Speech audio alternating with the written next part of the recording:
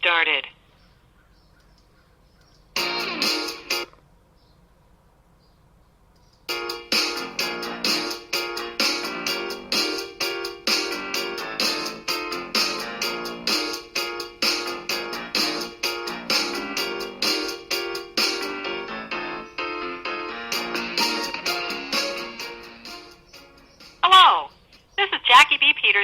Author of Better, Smarter, Richer, 7 Business Principles for Solo and Creative Entrepreneurs.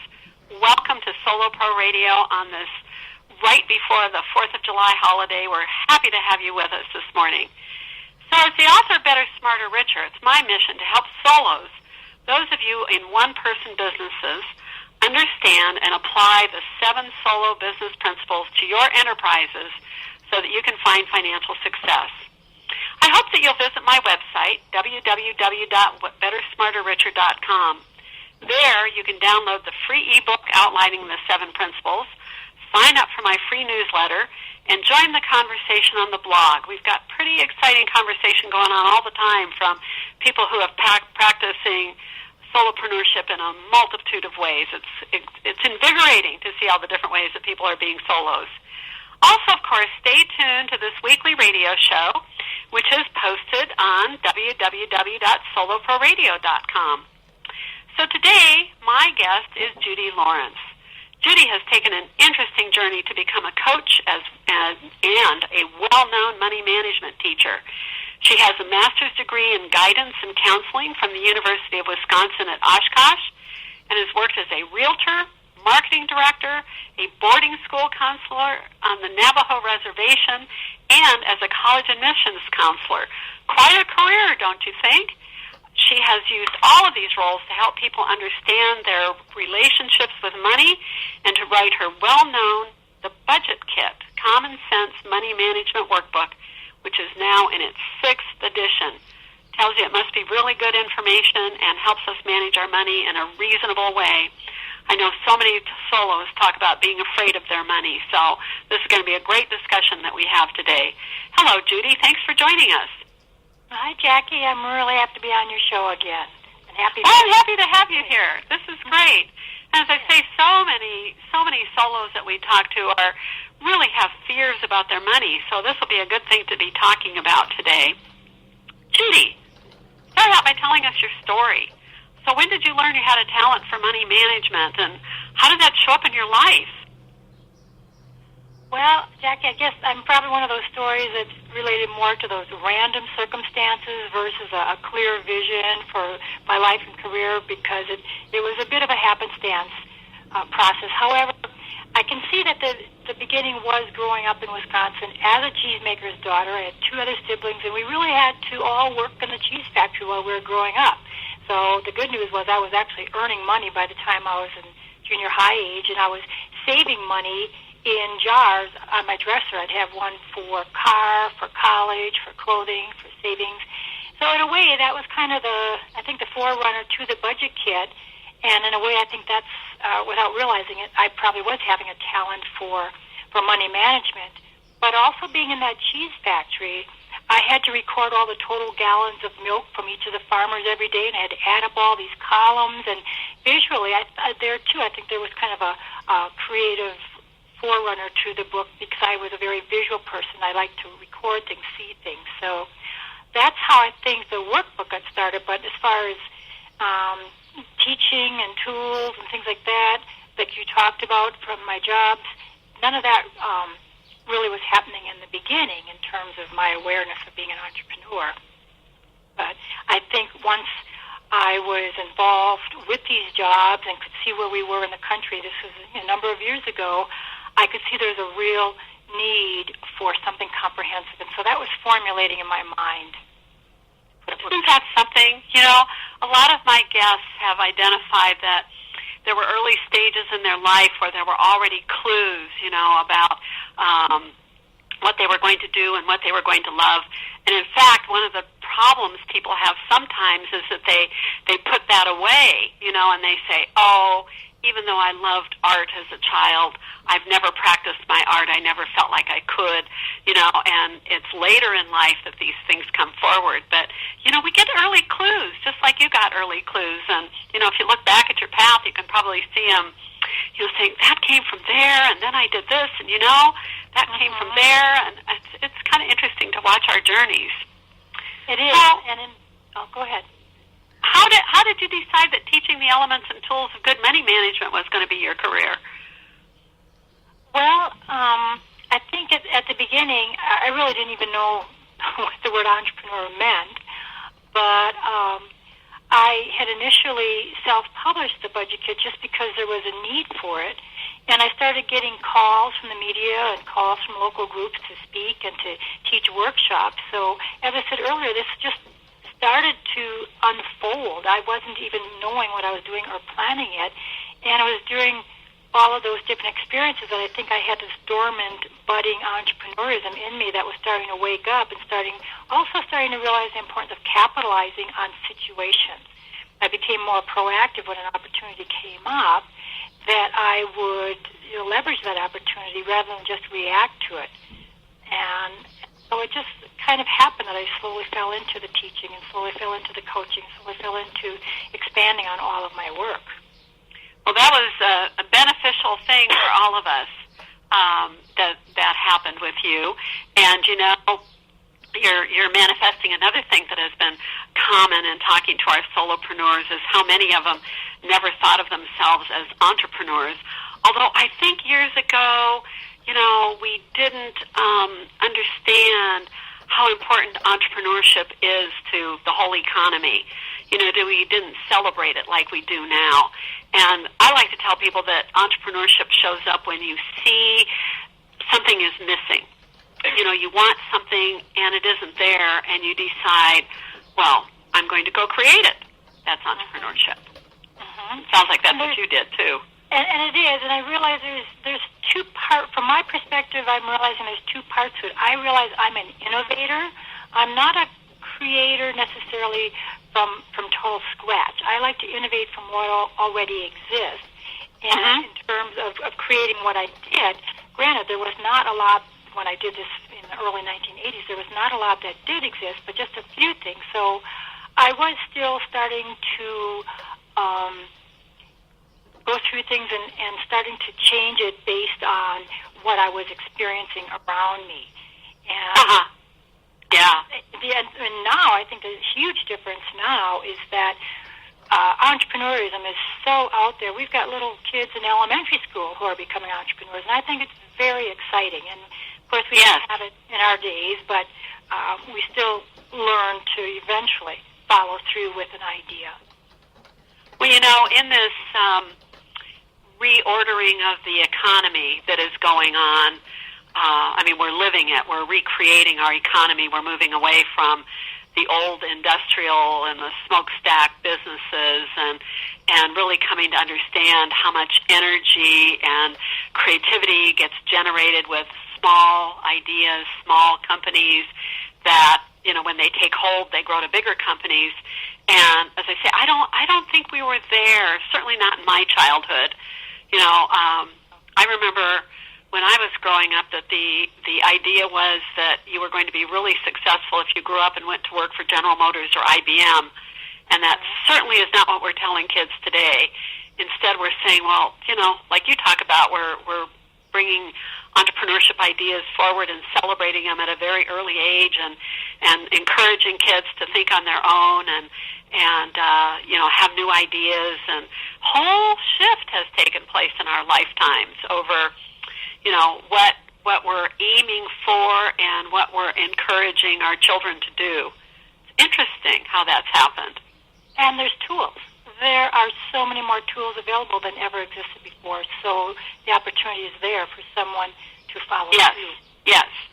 And of course, me with talking so much about solopreneurship, I'm convinced that it isn't even entrepreneurship of creating new multi-employee businesses, but that many, many people who have entrepreneurial ideas are moving forth into the world and just expressing themselves and who they are and are following this new solopreneur model, and that, that's working well for lots and lots of people who are, finding a way to support themselves and deliver an idea and a service to the world in ways that even 20 years ago, we weren't really thinking about. Big change we're in. Absolutely. Right. Yeah. So you're saying that in your life it was a slow unfolding that you realized that you were both an entrepreneur and that teaching people budgeting and money management could be the basis for an entrepreneurial business. Is that right? Is that what happened? Yes. That's how it kind of unfolded. Right. Wow. So you were around people and saying, I know how to do that. And being surprised that people needed to be taught how to do that. Well, that's what it was. I mean, I have these basic principles of budgeting and money management that they really were common sense for me, and I'm realizing I was very blessed. Now, granted, maybe part of it was being in the Midwest. It could have been the parents who actually, when I think about running a cheese factory, they were kind of entrepreneurs also in their own way, but they did manage their money well. So I learned from proper modeling. And I was seeing so many people around me in all those different situations you mentioned earlier where money was constantly such an issue. And I just thought, well, certainly there must be something out there to help people figure out how to create a budget or manage their money more effectively. And there really wasn't. There were some basic books for just tracking your spending, and that's what what's always been out there, but that wasn't enough. They were missing a piece. And because it just kind of came to me naturally, I started creating a workbook and a money management system that 30 years later, in fact, the book is already in its fourth decade, which says a lot. But these core principles on budgeting and money management are the same now as they've always been, which is phenomenal to me. So probably if people had been following your principles, we could have avoided many of the bubbles and the ups and downs in the economy and the huge swings of things if people were being more conservative and, paying more attention and not being, sold and swayed by, you can make a lot of money, with very little investment and, you can get these major, huge returns without a lot of risk and, kind of believing in this never land. Too bad you weren't helping out more in that, and people weren't paying attention more in your area. I'm sure you were available to help out, and they just weren't paying attention. Absolutely. I mean, because there's a lot of factors that are all dancing around in that whole scenario. Right. Wow. So can you elaborate some on the principles of budgeting and money management that are at the heart of your work? I will, and they're very, very basic, and sure. I boil it down to 3 core steps. They're basic, they're easy, but you'd just be surprised how involved each one of these can be in different settings, personal settings, household settings. So the first thing I introduce and go over for people is to make sure they have a clear system for developing an overview of their periodic expenses. If there's been any missing link, and I realize that with my Budget Kit book, that was a missing link for so many people, to be more tuned in to their quarterly, semi-annual, annual expenses, things that people always thought were emergencies or surprises, but if you have a plan, they're not surprises. You know when your car needs to go in for oil change. You can actually know when you're going to need new tires. You know when your property taxes due. You know when your kids are going to camp and back to school expenses in the holidays. Those are things you can start thinking about proactively. So that would be the one step that I always cover. The second one is having a solid monthly overview and outline. Most people will do their outline by listing all of their bills, their fixed expenses, the variable ones, and they think that's my budget. I don't know why. I'm short every month. I mean, I get paid this. These are my bills. This is what I spend on groceries and gas and utilities, and I'm still short because they don't go into that third level that I discussed, which is that occasional discretionary area where you're really thinking through the rest of your life for the month in terms of those other situations, clothing, field trips for the kids, entertainment, downloads, etc. And the third area that I go over is the daily tracking. Some system, some way that you're tuned into where's my money going, whether you actually track or whether you take notice emotionally, whatever it is, but that there's an ability to be tuned into your daily tracking. So those are kind of like the three core areas that have been out there forever. Other than that periodic, it's never been spelled out as clearly.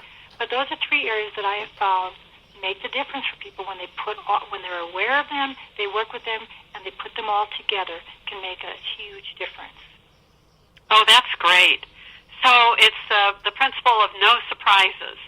No surprise, and it all applies to business. I have a lot of clients who are like solopreneurs, and they'll go through the Budget Kit book with all the tools and the concepts in there, which are now on Excel, or they can even apply it to their Mint or whatever system they're using. And they'll start saying, well, gosh, I could do this for my business, because you have those quarterly expenses for your business. You've got your marketing expenses. You've got your types of things that your web expenses are due. The same concepts can be applied to a small business as for personal. And this personal household budget is critical, especially when you're running a small business, because that household has to be covered, and there has to be enough money coming in to the business to cover both your business and your personal. Right. Yes, I have in my Better, Smarter, Richer workbook, I have a section on, I call it Create a Business Mindset, and it's about knowing your personal expenses so that you can build that money into what your business has to produce. And, where else are your personal expenses going to come from except your business? So, because we ask people so many times, start a conversation at the Small Business Development Center or even in my private clients, I'll say, well, tell me, how are things going? Well, really great. Are you paying yourself is my next question. Mm-hmm. And so many times they're not paying themselves.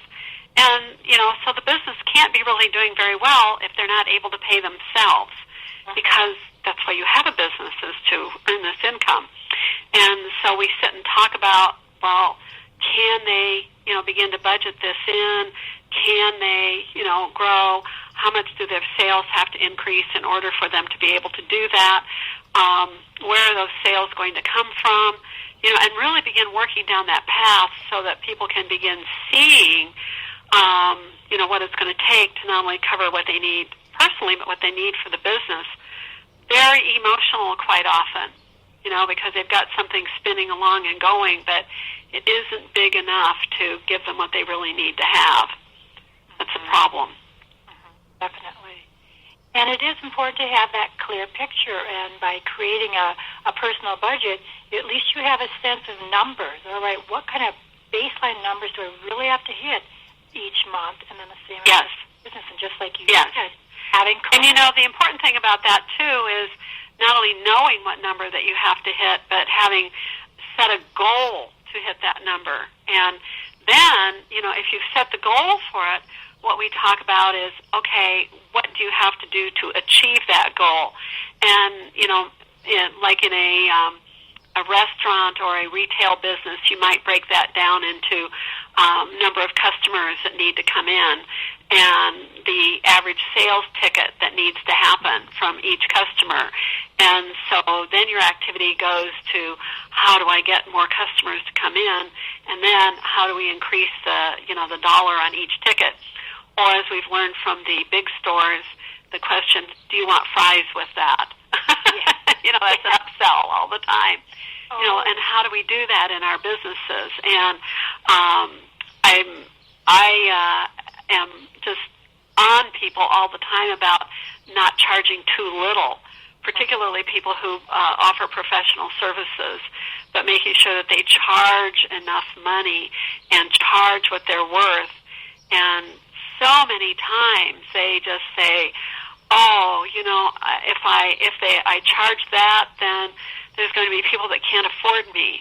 And I like to remind them that if they're going to stay in business, they've got to charge enough money to stay in business. Mm-hmm. So we have lots of conversations about money. I bet you do. Yeah. I think I'm known in Portland as Jackie Raise Your Prices Peterson, because I think a lot of people simply, little solos particularly, don't charge enough money, for what they're doing. Do you get after people around that as well? Oh, definitely. And I love your model with the restaurants. The same applies at the post office. Do you need stamps today? And it's the same upsell that we need to be doing with our own services. What can we do to upsell a little bit more for customers? Yes. Yes, exactly. And oftentimes the solo is so busy producing their work, they're not thinking about what they have to charge for it or about turning it into a business. So that's a lot of the conversation we have. So, Judy, how do you work with your clients? Do you offer classes? Do you do workshops? I mean, how do you work with them? Well, the bulk of my work really is the personal one-on-one coaching, which I love the most. And if it's local here in Albuquerque, New Mexico, then I like to go to the client's home, because going to their home tells me a lot of information. Nationally, most of my clients are national. I do it by phone, sometimes by Skype. So that's the core of the work that I really like to do. And then I do hands-on workshops. I like to do presentations locally where people will get the overall concept, and then if we do follow-ups, then I will have them bring in all their bills and all the information. Let's just get started. I have a new online course. There's a website called Udemy.com, and they can find that on my website, which is moneytracker.com. And I have a course there called Create a Budget That Works, and there's a discount on my website where they can get a discount for taking it. But I'm trying to take them through all the steps that they would go through if they were in my workshop, which also basically is kind of going through the concepts in the Budget Kit workbook. I'm wanting to work on a couple more online training programs, because I realize that's the direction we need to go, because people want to come to my workshop, but they're not local, and I need to do more online things. But I do online, and then, of course, the book itself. The Budget Kit is out there in Amazon and all the bookstores, and I have a free e-course on the website. So sometimes it's those things that are out there where people will start and they realize, well, I still could use a little hand-holding, and then they'll contact me and like a little jump-start coaching. So that's the bulk that I really enjoy working with is. So you've done with your business what many solos have begun doing with their business, me included, is find the e-tools that help you scale the business. One-on-one is absolutely wonderful, and it's probably the most expensive service we provide, but some people want and need it. So then you begin to think, how can I reach out from there? And you're finding all those great e-tools with the Udemy class and you haven't sound like you've done webinars yet. Is that right? No, I did a teleseminar a while ago, but that's absolutely the next thing is, of course, the web. Yeah. Because lots of our solos like you are talking about, how do I, grow my business? How do I expand it? And, the e-tools are just fabulous for doing it. And I'm finding my way with those. I've hired some people who are very intelligent about, the computer tools and the e-tools, and they're helping me. And, we're putting some classes up just like you. And it's a great way to go. When you have a piece of wisdom to share with the world, those wonderful web-based tools allow you to share it. So yes. Go ahead. The other thing that I always believe in is trying to find as many multiple streams of residual income as possible, even though they may be small amounts. One of the things was having the Budget Kit converted to the Kindle, having it on the Nook. It's next I have it. It'll be on the iTunes bookstore, and things like that. So you have just a little bit of residual coming in from there, and then having additional products on the website. And my goal is to just have as many ways of income coming in as possible, where I don't have to do, of course, the work. But the webinars, of course, would be the step that I know is important. Yeah. I think you'll enjoy that as you do it. I mean, you've got, so much wisdom to add to people, and just plain common sense, and you're calm. You're not going to make people wrong about their money. You're going to help people get right about their money. And I know that people are very nervous about this. I certainly run into that where, they might start talking about their money because they're in a lot of dire straits, and, they come with fear, but needing this, and, if you don't make them wrong, but instead show them something they can do right, it's totally different. And I think you have that attribute with you, that you help people. It's not how did you get into this mess?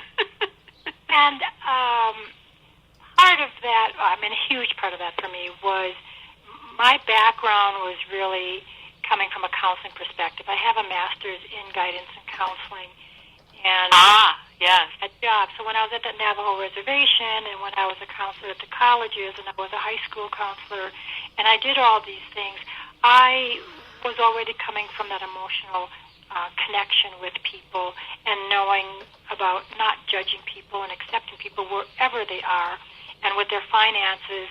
That's how I've always been. And it's been a real gift because so many times over the years I will work with people of all levels and all ages, and I realize that I establish trust very quickly. And sometimes I'd even caution people about being careful, that they trusted me so quickly when we're getting into the topic of money. And I said, you do have to be careful of this. Yeah. I work in divorce cases a lot as well, where we have collaborative divorce group process, and many times the couples are needing to put together some realistic budgets. So I'll be helping them in that situation where there's a lot of emotional turmoil going on, and then trying to make sure that I like to come from that educational perspective, which is, okay, post-divorce, how can we be sure that you're prepared financially to take care of your own finances now and gain that. Right. We've been finding that a lot of the solopreneurs, a lot of the burgeoning solopreneur population are people who are, as they're being called, Encore entrepreneurs, people 50 plus, who are maybe they've been downsized and, they've been looking for work for 2 years and can't find work, or maybe they're ready to retire and they're thinking, at last I get to do what I've always wanted to do, or they're, retiring and thinking, I'd like to do something, with the time that I have, and I'd like to figure out how to monetize my expertise. And this is an interesting audience because there are so many retirees who don't have enough money to retire. So I would think this would also be a great field for you, working with people with money management, older people who are going to have to retire. They may not have to stop working at 65, but, eventually we have to stop working. And, they want to make sure that they have the money in place to live out the life that they've been given. Have you found an upsurge in that group yet? Well, interestingly, yes. Now I definitely have clients. A lot of my clients are typical clients, are high-end professionals. And many of these are couples, late 40s, 50s, they're pre-retirement, just like you said. And they're realizing, oh my gosh, we've maybe made good money most of our lives, and we just kind of assumed that was always going to be there, and they didn't prepare as effectively as they should have for the future, and they're realizing we need to get a better handle on our budget, because usually if there's enough money, people can be sloppy about their budgets and not have to pay so much attention about having a plan, because there's always money to cover whatever, and that's changing. The downside situation for work, losing the job, suddenly starting up your own business, all those things are very unsettling, and so I'm definitely seeing a lot of couples who are in that age range. And interestingly, from the very beginning, when this workbook actually came out in the early 80s, and I was doing a paper mail order business for many, many years, I'd noticed how many people were retired just by their labels, because they were retired military or retired something. And so it's always been an audience. People who are in their late 40s, 50s, 60s are continually needing to improve on their finances. Yes. So I've been aware of that market for a long time. But I know I went to a conference in March put put on by the group called the American Society on Aging, and I went to everything that was attached to business, and it was depressing how many people were talking about the people who didn't have enough money, or the people who'd been cheated in scams, or the people that just simply were not had not planned and budgeted for retirement. So I would think as a budgeting person, there's going to be a lot of population moving forward who are much in need of your services. Absolutely. So speaking of that, Judy, do you have a profile of who your typical client is? Well, I know that's an interesting thought, because yes, that professional that I talked about is part of the client, but it seems like it's still quite a range. As I said, I can go from a collaborative divorce client to right now I'm also doing training programs for our local Habitat for Humanity families, which are a different demographic, and they've got more limited finances, but I work with them how to manage those finances that they do have. But overall, I'd say my typical client generally has been the high-end professional, and people are always surprised by that. They usually assume that I work with people who are in debt, but it's not the people who are in debt because they don't have the money to pay for services, but they can go to consumer credit counseling or other profits.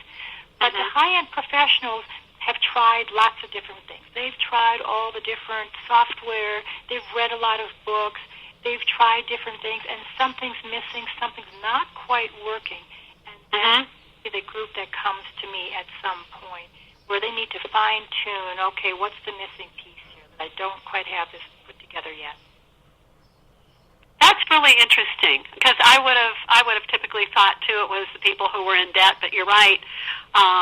They're the ones that can get free services other place and probably can't afford to buy from you. But the high-end professionals maybe just have so much money coming in and they don't know how to manage it, and it all, just kind of flows through their hands, and they're thinking, wait a minute, I don't have anything to show for this. What have I done? But I do have, the whole gamut, like I said, of income levels. I know many of them do purchase the budget, because I can tell who purchases, and literally it's around the world at this point. So sometimes they are getting some tools where they don't have to pay for my services, or they will email and call with a couple questions. And to me, it's always about paying it forward. So I will occasionally work with someone. I'll do that 20 or 30-minute complimentary service, which I realize in many cases they're not going to become clients, but I just do feel it's important for me to give back. Yeah, yeah.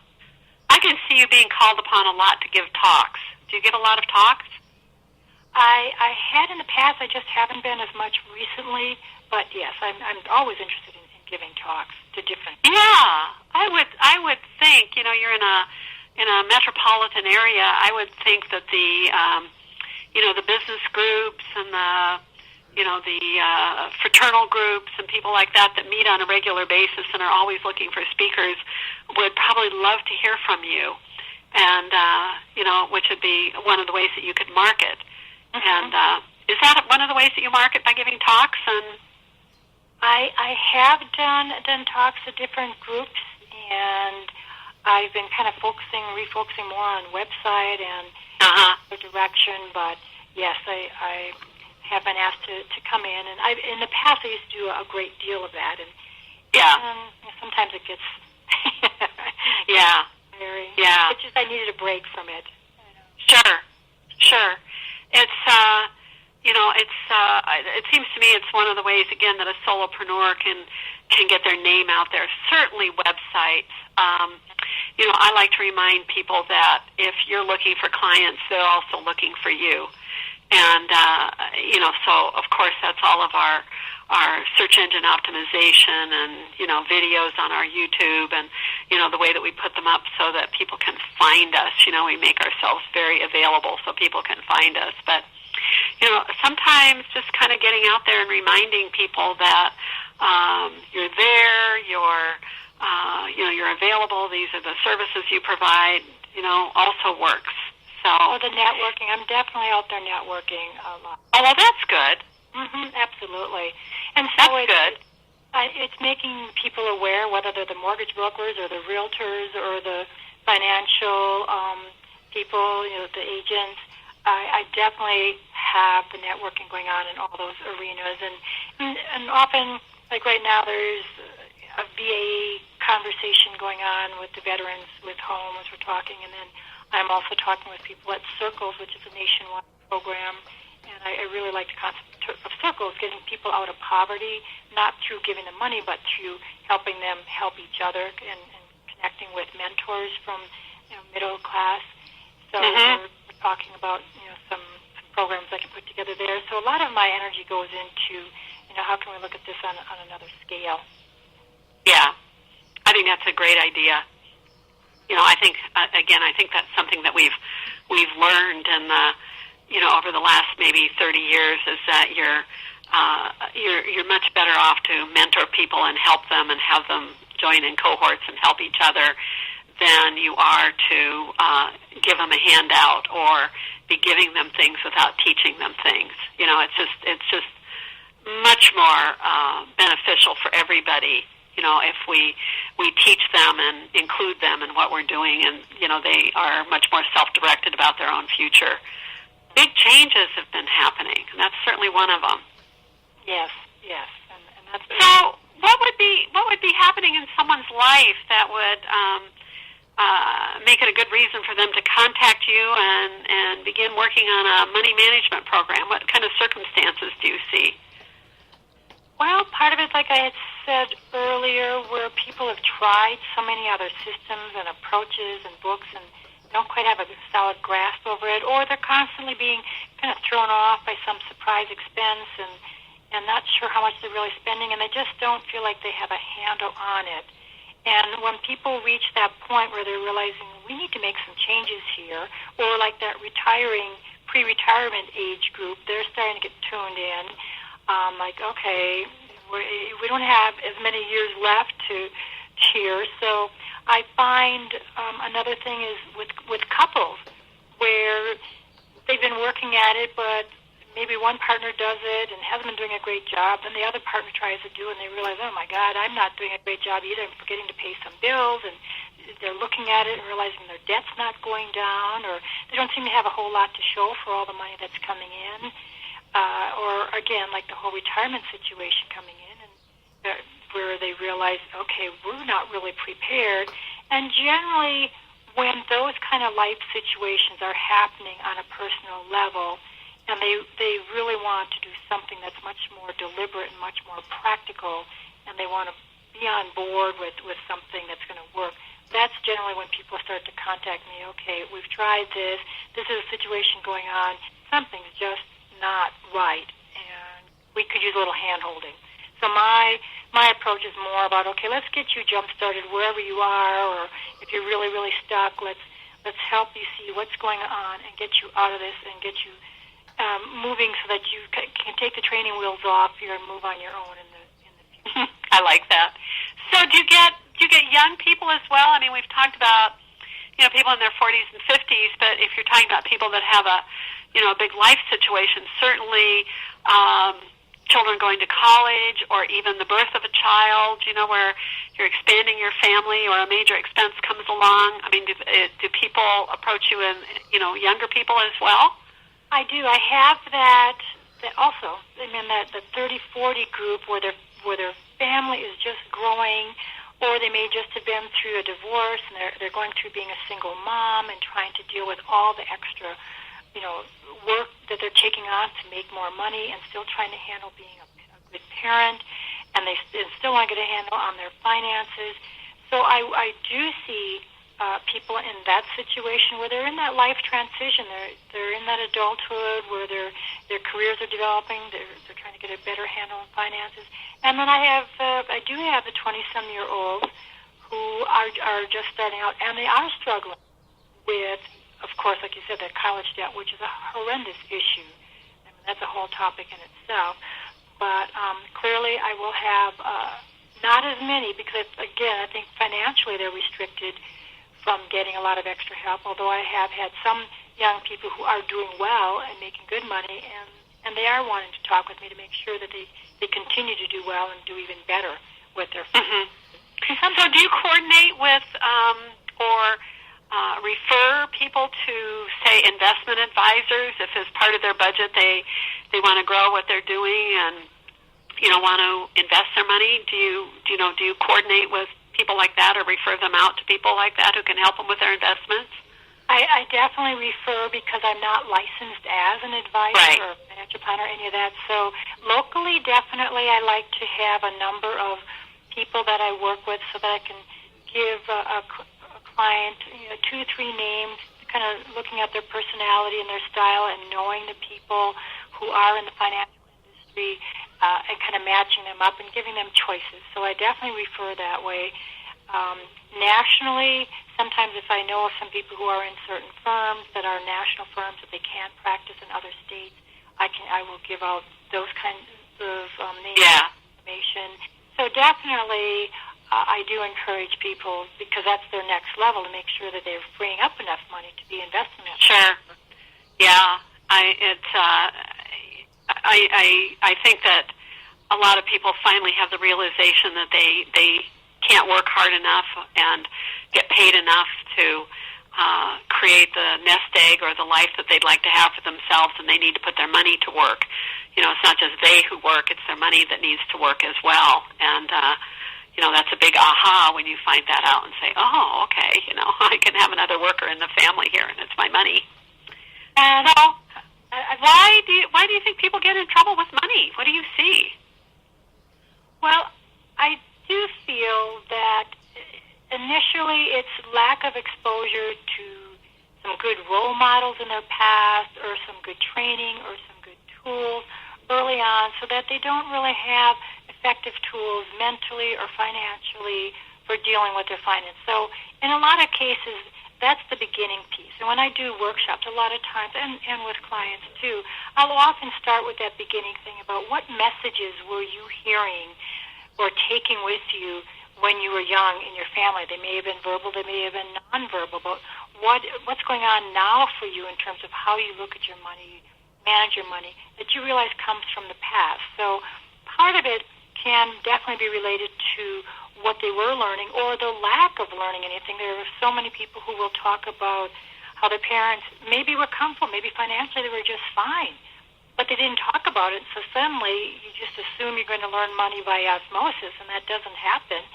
And then they're adults and they're making money and realizing they don't have the skills or the tools. Even though tools are out there, people have a hard time. I think the other thing is now we're so flooded with information. It's a paralysis of a situation where people are overloaded. Like, well, what do I pick? How do I know what's the right one? Where am I going to save money? Where am I going to learn something that's easy? I don't understand this software. So that's part of it too. They know they need to get started, or sometimes they'll have a tracking system on their phones or whatever, and they think they have a budget, and they think they're managing their money, and tracking is a critical tool, but it's not the only tool. If they don't have a planning component that goes with their tracking, ultimately they're not managing the money well, and they're still using credit cards or having debt issues. So that's part of the trouble. But then even more significantly, we touched on this a little bit, that I think that's happening now is that people are barraged with this steady diet of this surround sound materialism of how should you look, how should you act, how should you spend your money, where should you live, what should that environment look like in the homes, whether it's here or around the world.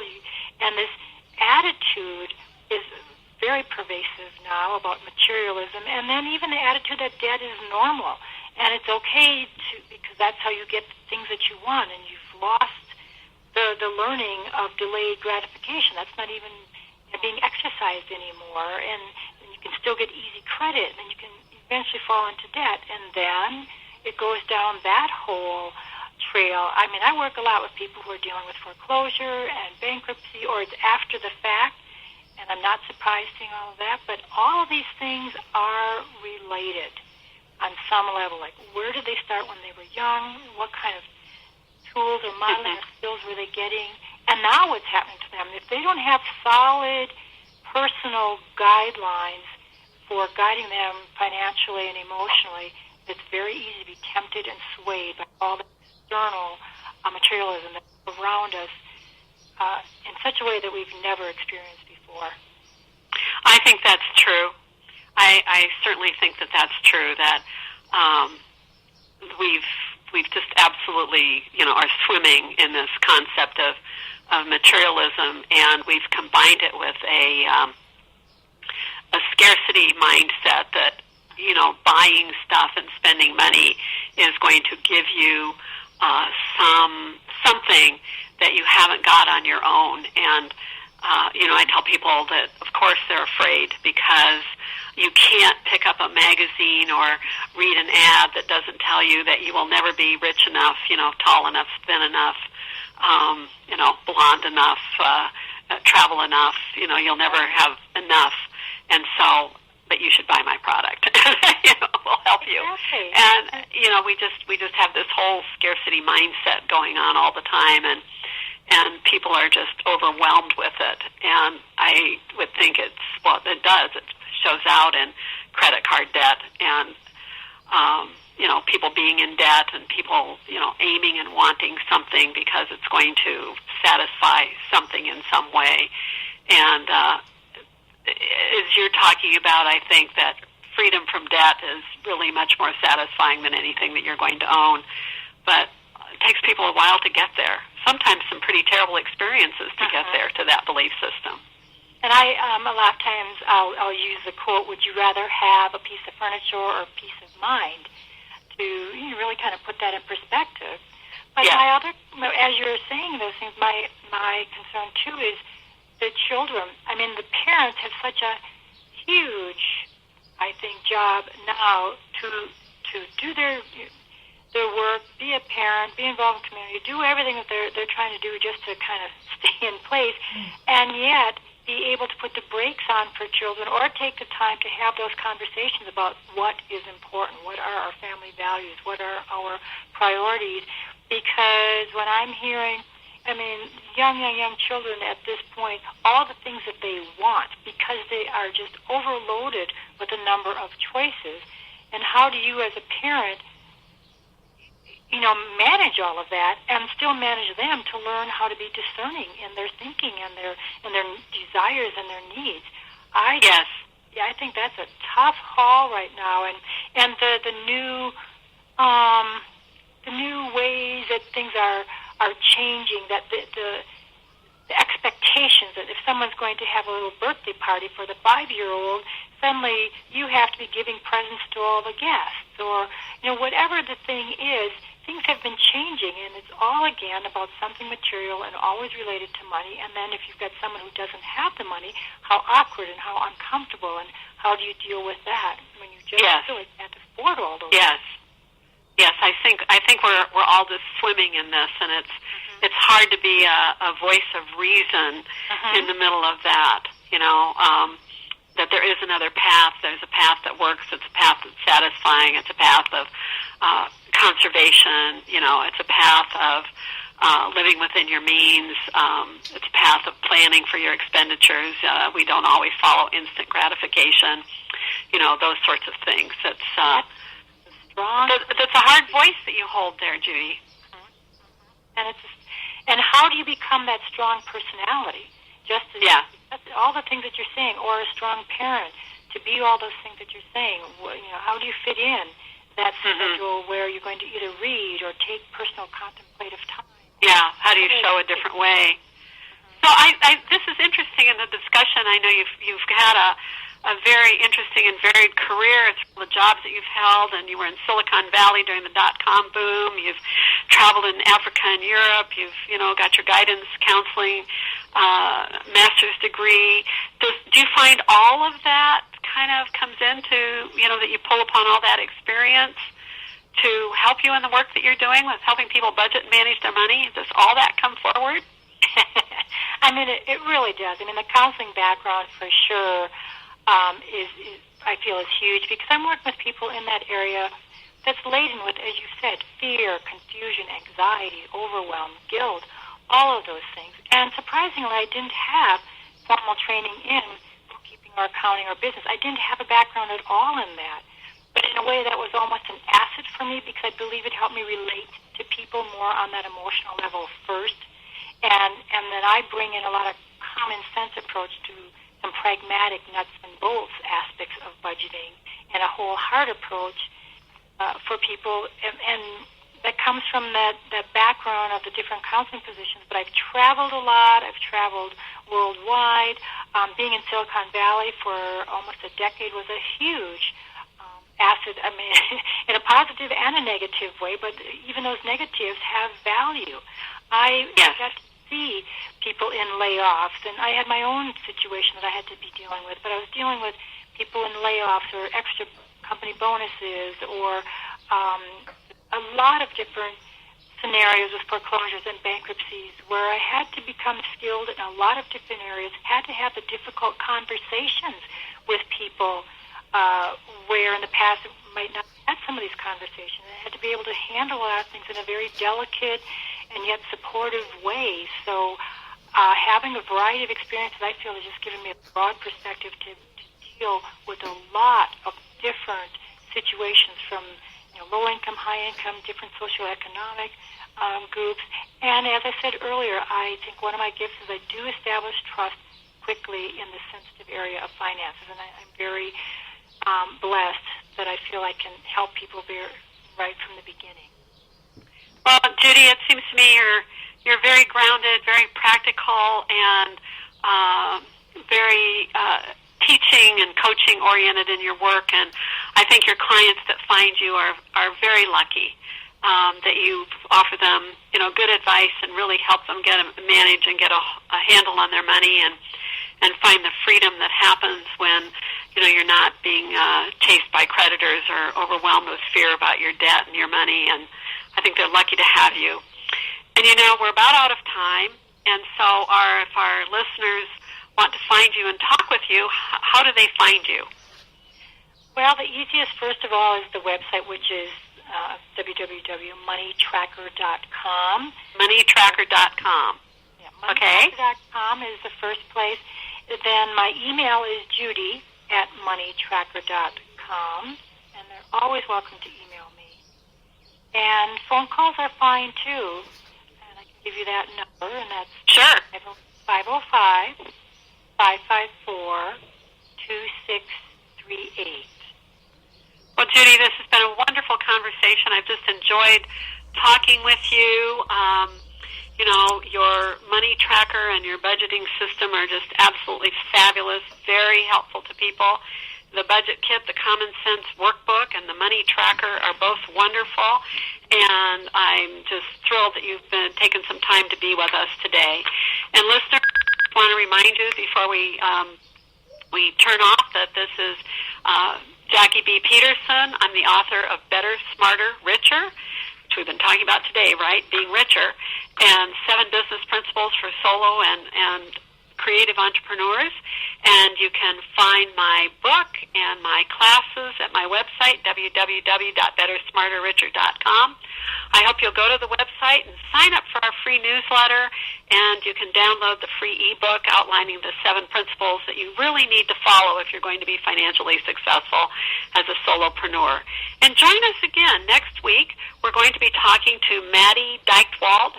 Maddie is one of the founders of Age Wave, and I know we're going to have a great discussion with her as well. And thank you very much for tuning in today, and we'll talk to you next week. Goodbye.